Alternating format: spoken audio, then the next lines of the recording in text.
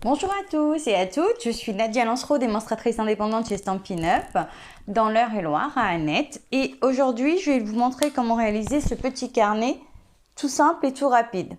Alors, il n'est pas de moi celui-ci, j'ai juste modifié la mesure et rajouté de la cartonnette pour le solidifier. Je vous montre tout ça tout de suite. Pour commencer, il nous faut un papier qui fait 14,5 par 21 cm. Donc là, on va marquer un pli à 9 cm, 10 cm et 11 cm. Voilà. Ensuite, on va le tourner. Et là, on va se mettre sur 5 cm. Et on va venir couper uniquement du premier trait, celui-ci, au deuxième trait, celui-ci. Voilà. Et on fait pareil à 6 cm. Donc on avance le papier un petit peu. Et on se remet sur le pli jusqu'au deuxième pli. Voici ce qu'on obtient. Donc là, on va marquer le premier pli comme ça, le deuxième aussi comme ça, et celui du milieu. Alors, on va faire ressortir celui du haut et celui du milieu, il va rentrer à l'intérieur. Voilà. Et voilà. Oui, petite précision. Donc la partie, quand on commence à couper, la partie la plus courte, on la met en haut sur le coupe-papier, là, comme ça. Donc on était à la base comme ça, 9, 10 et 11. Et en fait, on va pas retourner dans ce sens-là, mais on va retourner dans ce sens-là. On va se mettre à 5 et à 6 pour couper ces petits traits. Donc, voilà. On obtient ceci. Donc, voilà. Maintenant, on va mettre de la cartonnette à l'intérieur. Donc ensuite, une fois qu'on a fait ça, avant de couper la cartonnette, on va couper un bout de papier qui fait 2 cm par 6 et on va marquer des plis à 3 et 4,5. 3 cm et allez, 4,5, hop, ici. Donc, on obtient ceci. Et ça, la petite partie, on va venir la coller là, après avoir arrondi les angles de celle-ci. Donc, on colle ça ici, comme ça. On a la petite languette là. Ensuite, on va prendre 2 cartonnettes. Donc, ici, elle fait 9,7 par 14,5. 8,7 par 14,5 qu'on va venir coller à l'intérieur dans le bon sens. Voilà, comme ça. Voilà, une fois qu'on a collé les cartonnettes, donc on se met toujours au bord du papier pour coller la cartonnette, on va reprendre du papier, donc 8,7 par 14,5 pour recouvrir la cartonnette ici. 9,7 par 14,5 pour recouvrir la cartonnette de ce côté-là.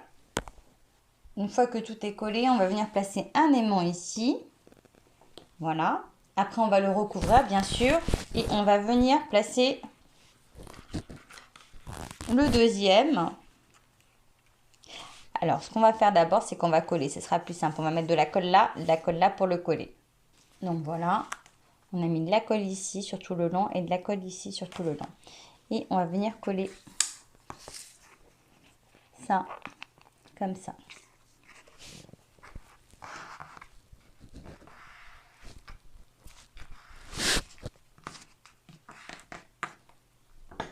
Voilà, et ça qui va ressortir, voilà, comme ça. Donc la plus petite partie est devant, hein.